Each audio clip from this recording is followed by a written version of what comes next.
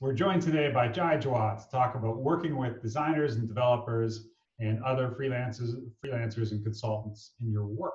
Welcome, Jai. Thank you for joining us. Thanks for having me. Yeah. And so I've known you for a long time and we've worked together on projects. And I know you as a designer and developer and artist and producer, but maybe you could talk a little bit about your work and your agency. Sure. My agency is Agentic Digital Media, and it's an agency I've had for about 20 years now. And for the majority of that time, it was really a web development agency, and we worked with clients specifically in the social change space. And so what that means for me is really I worked with a lot of not-for-profits, non-governmental organizations, and some social venture companies, but always with the idea that they had a mission statement that included what I would see as bringing, some kind of progressive thought or ideas to the world. Okay, great. And so thinking about and actually let's just define terms slightly. So we talk about web development and web design. Can you just talk through what the difference is? Or, I mean, I think of them as kind of closely connected and kind of overlapping. That's a great point. I mean, and I think one of the interesting parts about the kind of tech industry is really there isn't a lot of standardization in titles and names, but there has been some kind of trends that have developed. And so I think that when I started, my career, more than 20 years ago, basically a website designer sort of did it all. But now I think that the division between design and development has become different in the sense of a website designer is more on the front end, and another word for that now is front end designer, or somebody that might control the look and feel of the site. And then on the development side, it's really the back end or the folks that are kind of putting together all of the pieces.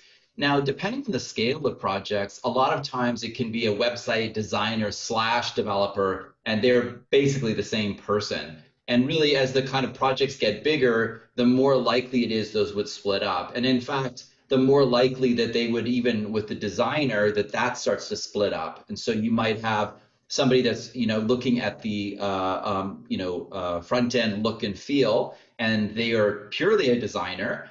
You might have a user experience person that's looking at the overall impact of what the experience is like for an end user. And you might have a front-end coder that's really doing a lot of CSS and the actual kind of coding on the front end. So there's definitely different sides to it now in ways that are quite interesting. So that's kind of a difference in that for sure. Okay.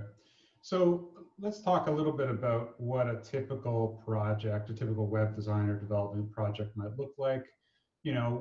How does somebody find you? What do they come to you with? What is your kind of remit? Sure. And I think that the interesting piece, I mean, given the fact that your students are kind of trying to be, I think, probably in the driver's seat, trying to maybe potentially look and work with a company that would be doing the development, I can try and kind of put in that kind of thought. I feel like there's also in, the way in which my company works today is a little different than the web full-blown agency. A few years back, I decided that I really wanted to work a little less hard than I had been working. My kids were getting out of school, going, one had just finished university, and I thought that I would really look towards a more consultative model and working a little bit more deeply with, specific clients. But on the whole, the way that I would say that most of my clients throughout the agency and now today are really through word of mouth. And what I mean by word of mouth is, of course, more on the digital side, through, either social media, through referrals by other clients, passing on my name. And I think one of the things that's, done me well is the reputation that I have and the fact that I've had a lot of successful projects. So that's been a way that it's happened. Now, I think that today, if you were trying to find, a good web designer or developer, I still feel like probably word of mouth is a really powerful way. I'd say that because of the way that Google search, it is very difficult through, Google to really find a reputable developer or designer. And I think part of the problem is not necessarily, going to a website, but it's just the ability to understand and evaluate what their reputation is. And that's where if you can talk to somebody that's had, success with that particular agency, I think that's a good model. And also, I'm also trying to apply a lens now of just looking for other issues. Diversity and inclusion are really important to me. Gender equality and equity are things that I look for. So I'm starting to see, and kind of broaden out and see, are there agencies that are working with BIPOC, Black, Indigenous, people of color? Is it a woman-led agency? Like, how can I use the privilege that I have to be able to hire and work with people to encourage and develop other aspects that I think are important especially in this era of kind of Black Lives Matter and Me Too. So just to consider those things is also another way that I apply a lens to as well. Yeah. So when somebody comes to you and they say, I want a website, where do you start there? Where does the kind of conversation begin? Well, I think it's so interesting because a lot of times people will come with the idea that, oh, I'd like a website, and it's kind of like how long is a piece of string? Websites vary incredibly in size, complexity, and the ability for someone to pull off. And so there's a lot of questions that I think that I approach that with. I mean, the first is that what is their kind of mind movie of their budget? And like anything, like if you think about somebody, remodeling a home, if you were to walk into, to talk to a general contractor or something like that and said, I want to redo my kitchen. Well, the first thing they're going to ask you is budget. What's the budget that you have in mind? Because if you say 10,000 or 100,000, the difference is massive, obviously, right? Like, are you looking for marble countertops or laminate? It's the same thing in terms of web development. Like, starting with the budget is really important. And I think that some people feel a little nervous about giving the budget because it feels like everything is going to come out of that budget. And yes, and that's sort of the point, because then if you're getting multiple quotes from different agencies, then you're going to see what they're delivering for that budget. And that becomes a relatively good benchmark because everybody should come back at the budget or maybe slightly less. And then the other thing too is that if people are putting out a budget and they're concerned about, like, well, I don't want to reveal, the budget that I have. Well, let's say you have 15,000. Well, put out 12,000 as your budget, and you have sort of 3,000 in reserve. That's a fairly good cushion for exigencies or contingencies that might happen, but still gives a way that people can come back with the, the kind of quote. Otherwise, you'll get quotes that are very different in price and very difficult to compare. And say a little bit more about why it's difficult to compare. Like if some of my students go into this work and they are trying to identify or procure a web designer, and yeah, we've all been on both sides of this, where it's like you ask for a quote, you get one quote that's $10,000, another quote that's $35,000, and you're like, well, what is the difference here? Why are those hard to compare? Yeah, I mean, I think that the challenge is that there's so many different ways to approach building a website. But I think there's some standards now that sort of have evolved. So, I think that your kind of run-of-the-mill kind of brochure presentation, website, 9 times out of 10 can be built on WordPress. And in fact, what I've noticed now is that there is a lot of what you would call, software as a service, ideas like, for example, Squarespace, Wix, Weebly. And I'd say that the kind of environment looks, a little bit like this.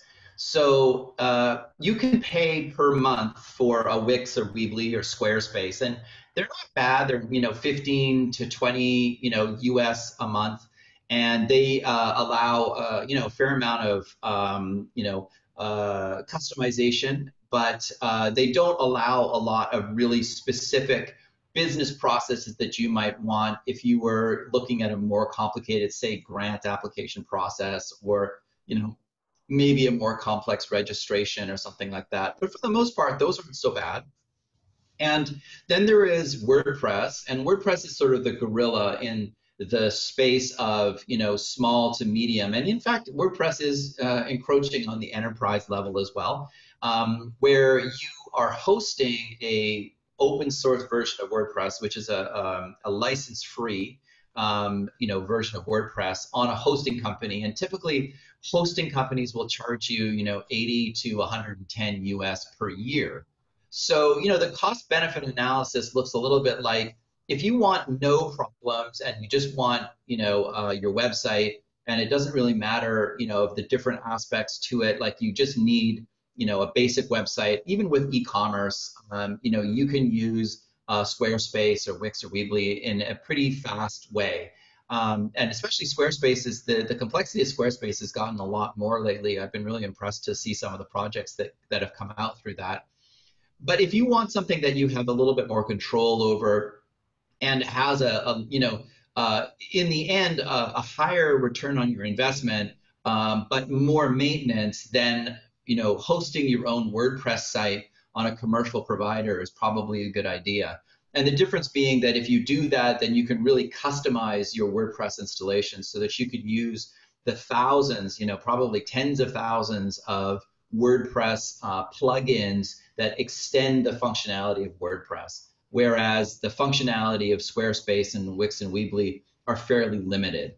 I should point out one thing as well is that there's also WordPress.com, which is a combination of WordPress and the kind of software as a service, where they will sell you a hosted version of WordPress with some limited amount of plugins.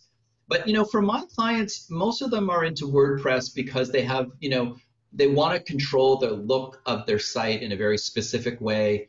They want to have extended functionality, whether it is, for example, I work with a lot of arts organizations and working with now structured data for, arts events, so using schema, or having some kind of like more complex form. One of my clients has set up a multi-page form that would have been harder to do in one of the more standard software as a service web hosting companies. So that's sort of like the idea, and I'm not guessing that your students would go into enterprise, but if they were to go into that, then you start working with a number of different areas. You can have a much more bespoke approach to building your project. My company was a Drupal shop, which was another form of open source content management, and that one was at a higher level, for enterprise level aspects, and also there's some other aspects to it, but I think I'll leave it at that for now. So what I'm sort of hearing is that, okay, if you want a run-of-the-mill website, sort of brochureware only, it can be very, very affordable. But as soon as you begin to add complexity of like, oh, we want to have an events directory and we want to have a multi-stage customized application process for forums. We both run websites where people needed to submit to a kind of grant application process. And so Yeah. all that builds on cost and contributes to the ultimate budget, basically. Yeah, absolutely. And, there are some really interesting aspects that have emerged that allow you to also link in third-party services that can provide extra functionality. So like a grant management system or an HR system that people can apply to for jobs and things like that. They can kind of add up, but at the end of the day, like getting your core functionality of your business provided for, $20 or $50 a month really is a pretty substantial benefit, compared to you trying to build it yourself. And I should preface all of this that all of what I've been saying, this is sort of like the build versus buy. Like, do you build it by yourself or do you just buy it off the shelf? And the WordPress.com and WordPress and all the Wix and Weebly are all sort of buy it off the shelf and customize rather than the build it yourself, because in the applications that you build yourself, I've been involved in a lot of those, and the trouble is after the initial project funding runs out, maintaining those custom code bases can become an additional cost that people often don't have the money to pay for properly. Mm-hmm, mm-hmm. Okay, so I want to shift gears slightly and talk a little bit about working with clients. And so to start with, let's talk about what makes a great relationship for you with a client? What makes a client good? You know? Right. Well, I mean, I think there's a lot of things. I mean, obviously, working in the social change space, I like to have an alignment of values, Mhm. and that's important for me. But I think in terms of, for me, as the designer, what makes a lot of sense, and one of the things I talk about is, I suppose, the idea around respect and the roles that we occupy, and an understanding of what those roles are. So fundamentally, as a designer, I am an expert in that. That is my domain. And when I work with a client, I really look at them as the subject matter expert. Like, they know their organization, or their business, and they're the experts in that.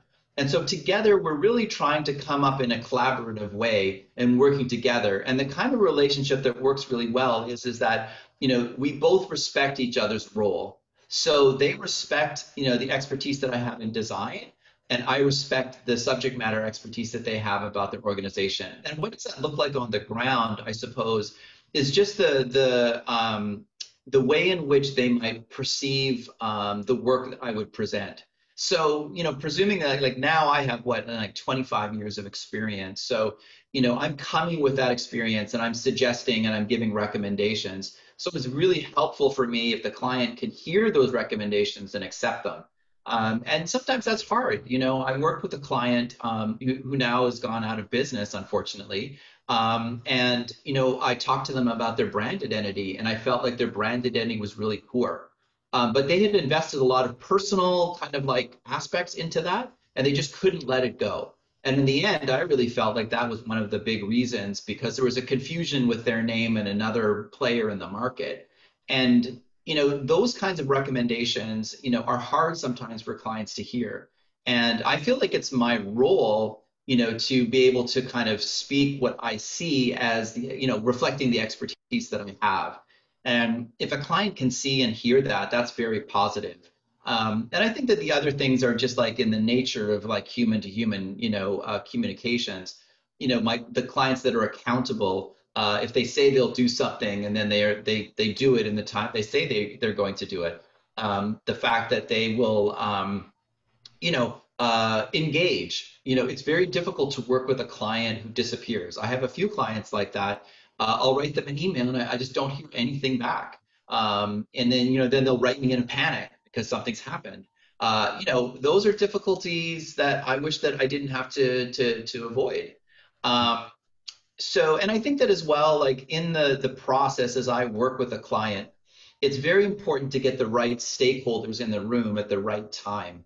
I think that one of the things that I've learned, in the many years that I've been in business now is that if you don't have the right people in the room, even right at the beginning, so that you're laying out the roles and everybody understands what the process and the timeline is, you open up the opportunity for yourself to be blindsided at a later date. And what I mean like that is, for example, if I hold a kickoff meeting, and the senior leadership for that organization isn't in the room, I will actually even cancel that meeting until they're available. And it's very unfortunate when you have a meeting scheduled and senior leadership says they'll be there, and then at the last minute, it's like, oh, they couldn't make it. Sorry, it's just us. That's a really difficult situation, because what inevitably has happened to me is that a couple of meetings down the road, when this other group who isn't the senior leadership has made decisions, that senior leader will come back and say, wait a minute, what's going on here, and flip the table. And that is the reason why you want to have buy-in at the beginning. That is a really important role. So making sure that the clients, because I don't work with the senior leadership team all the time, but as long as we've had that engagement, and that my direct client, which is typically kind of a senior manager type that is either in communications or sometimes in development, kind of fundraising or what have you, and oftentimes the in my role, the executive director, they're managing that relationship, but we have that already established of what's supposed to happen, and so you don't get blindsided. Mhm. Mhm. I wanted to, for tips, for a tip, which I imagine you'll agree with, for people engaged in this process from either end, if they're a freelance designer or if they're hiring somebody. We always talk about how the contracting period, so the period, the kind of sales period where you're talking about what the work is and how long it's going to take and what it's going to cost, that's called the contracting period, it's like a microcosm for the whole project.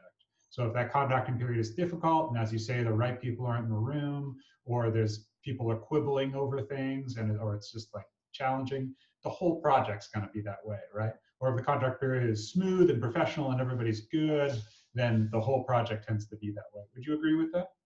I would totally agree with that. Yeah, I think that's a really good insight. I mean, it's again, it's kind of human to human communication, right? Mm-hmm. You go on a date with somebody and they insult the waiter or they're rude to the, hostess, then you are getting a picture of what they're going to be like. And in the same way that the contracting is oftentimes the first time where you're talking about some things that are very, relevant and very important to the project. You're setting out the large terms of how this is going to work. And that can be, the first inclination that you see where those points of friction might be. Like I was talking about, like accountability, respect for the role. Those can be starting to see like how they will actually do that. So yeah, that's a really good point. And I think that just to back up, it's really critical that you have a contract. And the idea that you have a verbal understanding, or you're just lazy and you say, yeah, that's great, we've agreed on that, I'll get to that, but you don't do it, always a bad idea. It is really, really critical to get that contract done and dusted before you start your work. And also to get a deposit up front, which I think is also really important, because these to me are flags that the client is serious, that they have a commitment to the project, that they're going to follow through with the important aspects that later will become very relevant. The kind of quibbling that can happen around a contract. I worked with an Ivy League university in the States, and one of the departments, and they were all lawyers, and they were very finicky about the project and the contract, and kind of almost quibbled, it seemed like, over every term. And in fact, that was exactly the experience that we had, that everything was a problem and everything needed to be addressed. And so the amount of time that we estimated for project management was just insane, because we were dealing with all of these micro things. And partly that was because, again, they didn't understand the role. They were constantly wanting to understand from their limited perspective, why we were making decisions. And, I think there's a balance in, as an expert, like if you go to your doctor, and they're going to prescribe some medicine, you might say like, okay, why? And they're going to tell you, and that's fair. But if you were to then say like, well, tell me why it was that medicine, and what other medicines have you examined that you think would be relevant? And how many other doctors have you talked to in order to confirm that that's the right diagnosis? You're starting to waste everyone's time. And there might be just, like in a certain level, a level of anxiety or concern. But, as the designer, you need to kind of understand where your boundaries are for how much of that kind of, malarkey you would put up with. So I was Word thinking, that's coming back and popular. yeah, malarkey for sure. So, we've worked together on projects where I've hired you to do design and development work over the years. And one thing I always say when I'm recommending you to someone, we're talking about you, is like one of the things I really appreciate about you is that I might come to you and say, I need a website, but then you begin with questions like, well, why do you really need a website? Or you tend to redirect to bigger strategic thinking. And so another common theme we see, I think, especially in your line of work, is the kind of difference between a strategic partner and an order taker. Yeah. And so when we hire people, and when I talk to clients about hiring people, we think carefully whether we want a strategic partner or we want an order taker, because you don't always want a strategic partner. Sometimes you just want an order taker. Can you talk about that kind of dichotomy? Yeah, absolutely. I mean, that's a really great analogy. I mean, to me, it's the equivalent, like you are sometimes in a restaurant, and you just want somebody to take your order. And other times, you want to have a more detailed discussion, and even, with the chef, to kind of understand, like, what's interesting and what's not, and what's not. And, I think that for me, the idea of asking those larger questions, helps in my delivery of the right thing. Because, you know, again, this is an interesting aspect about the expertise. Lots of times clients don't have the vocabulary and the ability to talk about what they actually want in a website.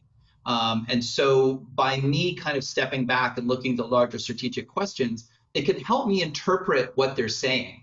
You know, it's almost like, and you know, this can sound, you know, I don't know, however you want to put it, but I guess like sometimes client will say what they want, but not what they need. And my role, I feel, as a designer, is to understand the more deep need that they have in the organization to really satisfy the larger aspect of it. You know, it used to be, you know, to go back like a while ago, people would say, "Oh, I just need a blog." You know, and the idea was that, well, everybody was doing it, so we need one. But really the deeper need is to engage and connect with people with thought leadership. And those are the kinds of things that you could start to pull out. Maybe that's a blog, but maybe it's not. Maybe it's another kind of thing. Maybe it's a newsletter. Maybe it's other stuff. So those are the kinds of things that really, I think, matter. And it's a good point that you make, that sometimes you want one and not the other. Um, I think that the times that I've been an order taker, I have found that those are either smaller projects or unsuccessful ones, in the sense that, you know, they don't feel that great to me personally. I don't feel like I do my best work in those kinds of environments. And so I guess that's a really good point to kind of figure out. The danger with an order taker is that they will do what you say, even if it's the wrong thing to do. Mm. Yeah, and I guess I think my experience with designers and developers who are order takers is they'll do only what I say too. They won't bring any like level of thinking to it. So on that point, I wanted to ask, how do you handle disagreements with clients, or how do you handle where the client says, I want it to be pink, and you're like, I'm pretty sure pink is not the right fit for the audience, and then they assert that they definitely want it to be pink. To use a micro example. You know, that color example, you know, whether, you know, I don't mean the pink aspect, but just the idea that a client is going to have a reaction to a particular color, you know, is a difficulty, because again, you know, one of the interesting parts about our process is that we look at the user experience and try to do user research prior to the design phase. So I like being able to go into the design phase with an idea around user experience, and that often has to do with audience. And so sometimes the clients represent that audience, but more often than not, they don't. And so for a client to come across and say, you know, I don't like pink, or I don't like, you know, purple, you know, again, harkening back to what I was saying about, you know, they're not understanding my role, and they're also not thinking about the user experience, which in my mind is the real kind of driver. And so, you know, the idea that a color specifically would be, you know, that's one of my, I guess, sort of pet peeves, is when a client says, you know, I don't like that blue. If they personally don't like a color, it really is not about them. You know, they need to step back and, you know, take the role of the client.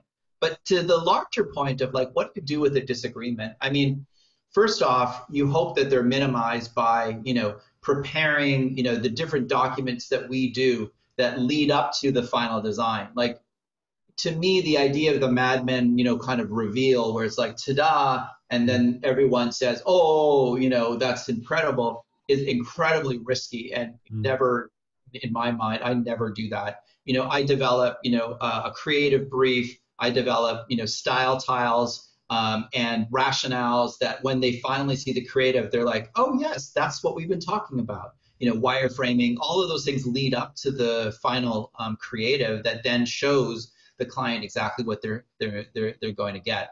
So hopefully you're going to minimize any kind of disagreements on that. But ultimately, at the end of the day, they are the client. Like I gave that example earlier of the person that, you know, they just kept on to that brand identity to their detriment, and inevitably, you know, in a certain level, I feel like it had a lot to do with their failure.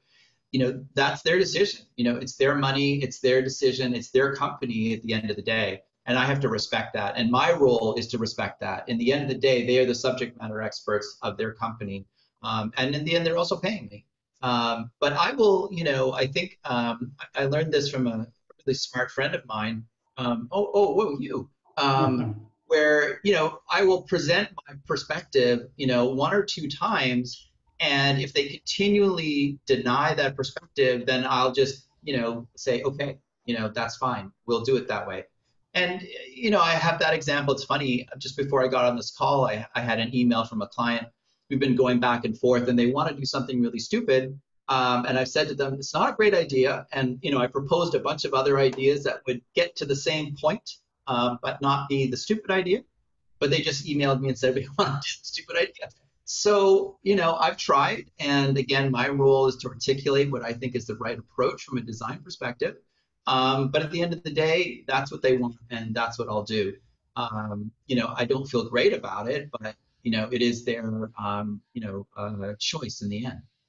One thing I've seen you do several times, which I think is quite often quite persuasive to me or with other clients we've worked with or organizations we've worked with, is we've done surveys or focus groups of the audience ahead of time, which and we've asked questions that maybe are not like, do you like pink or purple, but are at least begin to signal what direction the design should go in and what particular things should be emphasized and what sort of imagery might work, and down to which of these logos do you like better. And I find if you capture that kind of data for lots of people, particularly people who are like program people, that is to say they're not comms people, but they are lawyers or they're scientists or they're experts in some other field, you present them with some data and they're often quite persuaded. I think that's a great point too. I mean, that's the user experience. And so that user research piece that you're talking about is very, very critical. And being able to go back to the, hopefully the group of people that represent your audience and ask them other questions as you develop creative is really great. I mean, because, I think the other thing as a designer, it's very easy to get into the kind of arrogant position that I think I know better. Like I talked about the expertise, and I can carry that further and say, well, of course I know this. This is the way it should be. And there are certain designers, like you think of Steve Jobs, that were incredibly successful at that. That's not the way that I work. I want to understand that as a designer, I don't occupy every perspective, and I have my own biases and kind of blinders in the way that I work. So asking people, especially the people that are directly affected, or directly involved with whatever project it is the way to go. And testing is such an interesting perspective because it's funny to me. Like I know a project that I worked on. It was a project for promoting health around Zika. It was around when the Zika virus was hitting it. And I had this picture of this beautiful kind of like half Spanish, half black baby that would sort of be the centerpiece of the website when you arrived. And I thought it was the greatest picture ever. But I also was aware that I could be wrong. So I did choose a few other photos, and I user tested them. And the one that I thought was the best wasn't. There was another baby that I would not have chosen that was by and far the one that people liked. And these were the people that would be, because it was targeted at mothers. So they would be the ones that would be most engaged when they were looking at it. So for whatever reason, my choice, as a cis male, with this particular baby wasn't what, the target audience did. And that's the value of user testing. It shows up the designer in a way. And if you're open to it and you're just understanding that you are learning and open to the different aspects, then you're going to do a lot better than if you try to kind of tamp down and say, I'm the expert and this is the way I'm going to do it. I hope that makes sense. Yeah, absolutely. It reminds me on a recent project we were working on malaria-related communications over the summer. I was working with the designer, and this is less about user surveys, but it is about the subject matter expertise, because we showed the artwork to the experts, and they were like, oh, that's the wrong kind of mosquito, because only certain kinds of mosquitoes carry malaria. And they were like, nope, that's a different mosquito. And of course, we would have never known that it was the wrong mosquito. All mosquitoes look the same to me, but it was an interesting lesson. So as we begin to wrap up, I would say, I think some of my students are going to look to become designers or project managers and have other roles in the design world. Where should they start? To me, there's like three immediate ways they can go. They can go work in-house at a company or an organization where they're working for a publisher or working for a company that I don't know, Save On Foods or Whole Foods, and they're just doing design work in-house there, or an institution like that. They can work for an agency, which is, as we've discussed, the company that takes in clients and does consulting and design work, often for a particular industry, like yourself, working in a nonprofit and kind of progressive company field. Or they can freelance, meaning they are just an individual themselves who goes out and gets work from other people, usually small to medium-sized businesses. How do you think people should start? What do you think is the best pathway? Obviously, that's a broad question. You don't want to, I'm just asking you to generalize a little bit. Yeah, for sure. I mean, to me, I think that, it's an interesting question because I feel like, it also kind of has to do with like what kind of problems you want to have, right? So if you're coming out of school, one of the problems you're going to have is you don't have a lot of people that could be potentially your clients. You don't know them. I mean, maybe you are, unique, but I'm saying that mostly you don't have that relationship or those business relationships set up. And then you also don't have a lot of experience actually doing the work. And so in my mind, you probably want to start with the experience of doing the work before you take on the problem of also getting the work. So in that way, I feel like I like to see people go through an agency or client side to get the sense of what the work is and get a sense of like how timelines. What I notice a lot that's very real is the difference in terms of speed. It's like you go from the minors to the NHL, and suddenly the speed is very, very intense. And in that level, I would say that for an in-house, the speed is probably like half that what it would be in an agency, because of the variety of work. I mean, I cut my teeth in an agency, and I found that to be very valuable, not only for the breadth and depth and the variety of the work, but also understanding the entire, what I would call, value chain of how design works. So I think that helped me be a better kind of strategic thinker when I had media planners, account executives, creative directors, art directors, all in the same room working on a project. That gave me a much broader scope of things. Now, again, freelancing isn't necessarily something you can't do while you're doing other things. But again, it's probably about choosing the problem you want to have. Maybe that then becomes like a kind of work-life balance where you're spending all your time, on your freelance gigs, and then your work day is filled up with your work, and you just are exhausted. So in my mind, I like the agency model. I think that the challenge of working in agencies is, like I said, there's a speed aspect to it that can be quite like, oh, wow, from a school context into an agency. And also just the fact that it's probably sometimes more unstable than a larger, like, as you said, a big grocery store or, a large retailer or something like that. But either way, you're getting the experience of working. And also, I feel like, depending on, whether your students are more mature students or they're just coming out of high school, but the point would be as well that you also want to know how to work in a team. And working in a team together with people that you feel comfortable with and getting used to that happens more often in an agency or in a client-side perspective as opposed to the freelance gig. But it's all possible. Obviously, well, there's the myth that being a freelancer gives you lots of free time, to do the things that you love. I don't feel that that's actually the reality of that experience. I feel like the idea is that you get a lot more anxious because you're looking for your next gig, and you have to either pile on so you have enough gigs that you can get by, and then you're overwhelmed with stuff. Or you don't have anything. It's either feast or famine. So, yeah, that's what I would recommend. Look to an agency or client side first before freelancing. Yeah, yeah, it's good. It's good you mentioned working in a team, because I think I'm going to show this video on the day where I talk about that. Like, my short form for it is how to be a business grown up, but kind of not the digital marketing stuff, but like how to work with others, how to collaborate with others, how to best practices around all that stuff. And I've been kind of teasing that through little tips all semester. I was reminded of the one when you were talking about responsibility and roles, because I talked about the Darcy or the Racy. You know about the Darcy or the Racy? Yeah. which is a way to divide up to identify who's going to do what, who's going to be responsible for what, that we find is super useful. Jai, thank you so much for taking the time this afternoon to talk to me. That's terrific, and I think your insights are going to be super valuable to my third-year students who are kind of, beginning to contemplate life after school and what they might want to do. Great.